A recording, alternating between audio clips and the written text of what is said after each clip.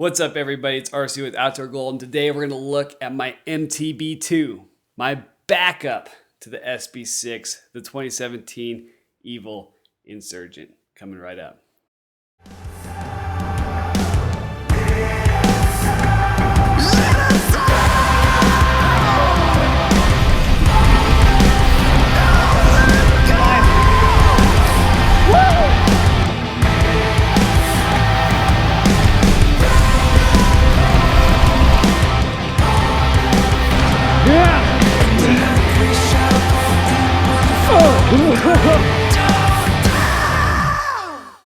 This is the backup bike to my more YouTube-ready SB6. With the SB6, I had to make sure that my brake pads are in tip-top shape, that I don't have any rattling going on, squeaking and creaking. Actually, when it comes to creaking and squeaking, they kind of do draw more comments, so maybe I should have more creaking and squeaking in the videos. Jump the brakes!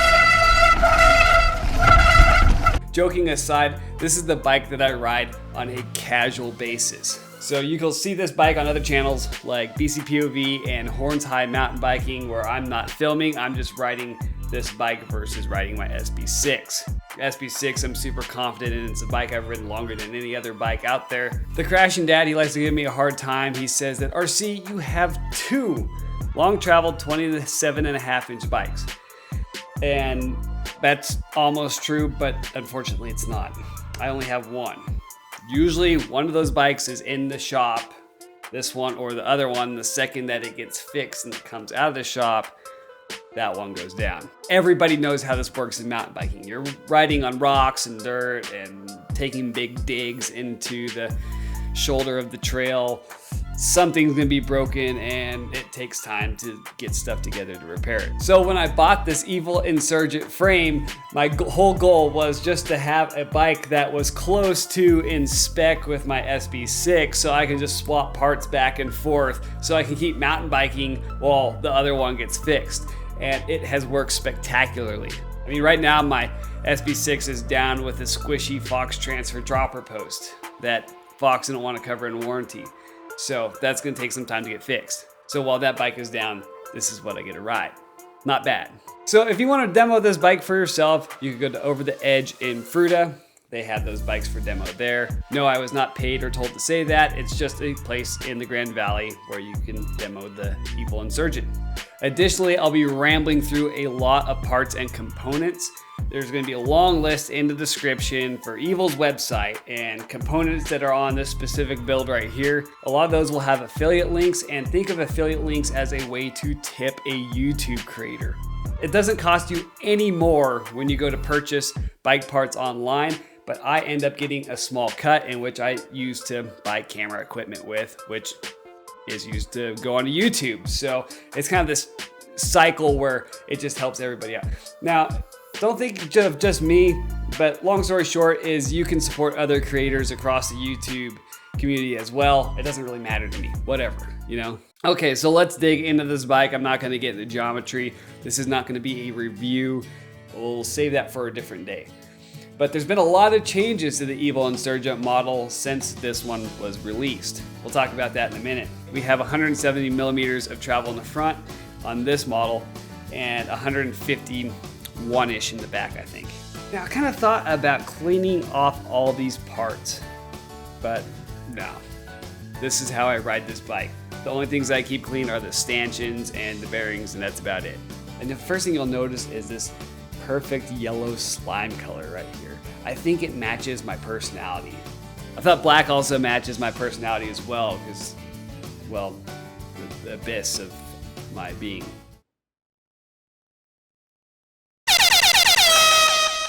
Okay, anyway, let's get off of that subject. So right here, I have a 170 millimeter MRP Ribbon Air. Now, you can get this in a coil model as well. This is the 2017 Pink Bike Product of the Year in terms of suspension. And it's really unique. It's actually out of my hometown of Grand Junction, Colorado. And they make hand-built forks in shop. And so it's good to support the small business. Shane actually has a full-on review. I might actually come up with a review in the future for this particular product someday, giving a long-term ribbon review. as I've had it for nearly a year. But either way, I really dig this fork, and it's kind of perfect for like all mountain and trail and maybe even enduro efforts because it's super light. Moving to the rear, I have a RockShox Monarch Plus. Nothing too special. It has a piggyback and also room to put some rubber bands in for ramp up, if you will. And honestly, a lot of people like to rag on it, but I've never really had any problems with it. It either works or it doesn't. And if you shake it and you hear sloshing, it's not working. So you can send that back. And I've never had a problem with RockShox warranty work. Let's move to the cockpit. So as you can see here, I got some electrical tape that's barely holding these together. My cables are definitely too long, and I'm probably not gonna ever do anything about it. We'll let the guys that are OCD about cables and other stuff on YouTube just suffer and comment away. And if you want to comment away, go ahead. I always appreciate your comments. But starting on the cockpit, I have a full review on the Rev grips. I love Rev grips. They're suspension grips. You can watch the video right here on YouTube about why I think they're the best grips ever, but they're pretty pricey, and the skinny is, that doesn't matter to me. They work, they're amazing. Other thing you'll notice is that I got XT brake levers here. I got a problem solver attachment to a GX shifter for being a SRAM GX shifter. And I kind of am running an interesting system on my brakes. I have XT levers, and on the rear brake, I'm actually running a dual piston Shimano XT brake, but on the front, I took a Shimano Z caliper and I put it there. Now the reason for me doing this was I had a bunch of XT dual piston brake pads laying around and I need to burn through them apparently, so that's kind of the only reason why I've done that. And they're also cheaper than the Z brake pads. Economics actually have a big part in this build right here since it's the backup.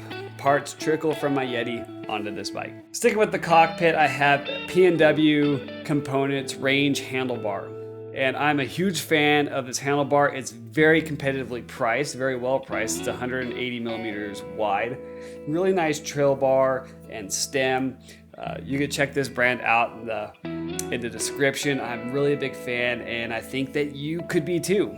Moving right along, it's important to note that the cables are externally routed, and that means that the only thing that's internally routed is actually the dropper cable, which we'll talk about the dropper post in a second. Now, this isn't so much just the bike check part as much as it's kind of a review part, but not really. Long story short is with 2017, Evil wasn't modern. Now, we're not going to get into a review on this bike, but some things that were really head scratching about the 2017 model of the Evil Insurgent was it didn't have a water bottle cage mount, and it didn't have boost spacing. Sit here and scratch your head and rub your eyes and go, why? It was 2017 at the time. That's what everybody was doing. Boost spacing doesn't matter that much to me at the end, but the water bottle cage mount, I had to make adjustments, and it's not the perfect system, but you can see I got this little water bottle cage strap-on addition there. You can find that in the description if you have similar issues on your bikes. Actually, you might even have like a stripped bolt for your water bottle cage mount, and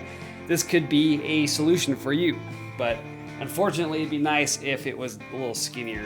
Now, not to bag on the fact that it wasn't very modern and why this frame was cheap and on clearance when I purchased it, there are two things I like. The linkage system for the Delta, Dave's extra legitimate travel adjustment, is very home mechanic friendly. Probably one of the most home mechanic friendly linkages available and out there for you to check out. I hate press fit bottom brackets. You have to have an expensive tool to make them compress in the thing. You have to punch them out. It's just a pain when you can have a $20 tool and take the whole bottom bracket off in literally 10 seconds. So huge fan of that on this bike. Also, it has an integrated chain guide, so it gets kind of difficult to find the right bash guard if you want to add one. I think E13 is who they collabed with to really kind of design that system.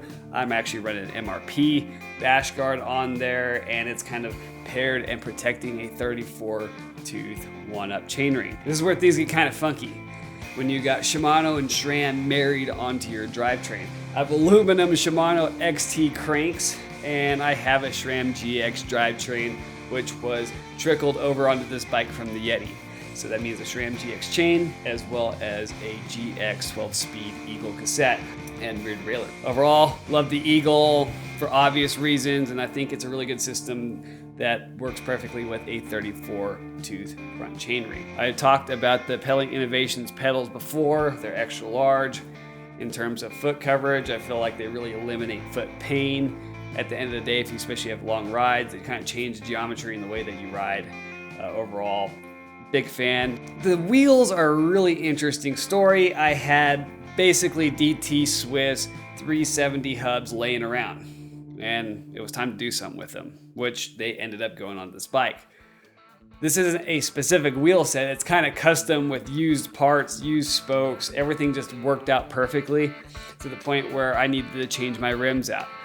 If you want to talk about component incompatibility, this is a key area right here. If you have I was running 2.5 tires on rims with an inner width of 25 millimeters, and it was not cutting the mustard. I was wrecking all the time, washing out. I just could not get any performance out of the side knobs on Maxxis 2.5 DHF and Aggressor tires. So what I do? Well, we threw the rims out and put some new ones on. In this case, we added DT Swiss EX511s. They're 30 millimeters in rim width as far as the inner goes, and it really stabilized this bike. I thought I hated this bike. Don't hurt me, dude. We basically solved that problem of the washing out and the poor cornering and all the other stuff with having the right components. So tires and rims have a symbiotic relationship, and you really need to make sure that you have compatible components with your incompatible components.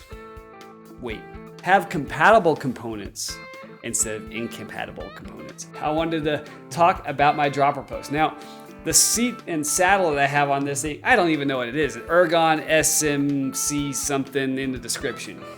There, I have a P&W Bachelor, 170 millimeters of dropper activity. I'm a big fan of the P&W Bachelor. I think it's really smooth and it's really responsive. And you can customize the air pressure in there. Air cartridges are easy to change out. It's one of the most home mechanic friendly dropper posts on the market. So I'm really stoked on that and really excited to see where P&W is gonna go as a company. So if anything, maybe this is the dropper post to watch for going into 2019.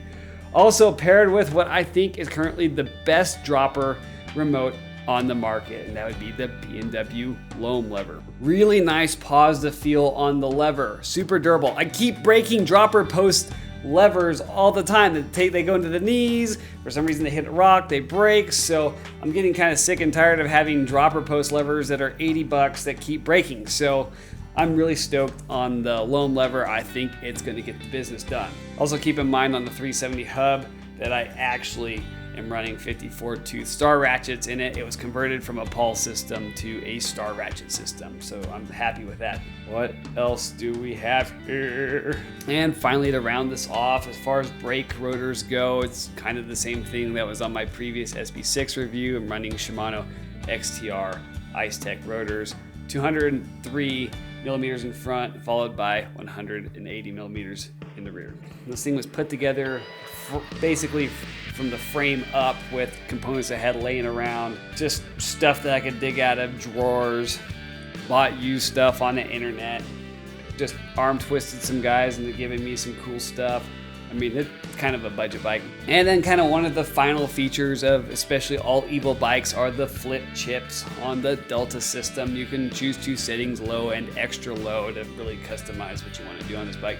A lot of experience riding with the low setting, but right now I'm experimenting with the extra low. So we'll see how that goes. So leave a comment. What do you like about this bike? What do you not like about this bike? And what would you change about it? Would you shorten the cables? Would you add some more electrical tape? Would you put different brakes on it? And P.S. I would like to put different brakes on it. TRPs are on the radar, but we won't tell anybody that. Just let me know what you guys think. Be sure to leave a like button, subscribe if you have not and you're new to the channel. I really appreciate that. And if you didn't know that comments are like the gold standard of currency on YouTube, I love comments, so be sure to leave one. Even if you have a JF Rides comment, be sure to leave it and we'll transfer that over to JF Rides. But anyway, I appreciate you guys checking out this bike check for the 2017 Evil Insurgent, and I hope to see you out there on the trail. We'll catch you back at the trailhead. Yeah, buddy. So buttery. Buttery smooth like popcorn, eh?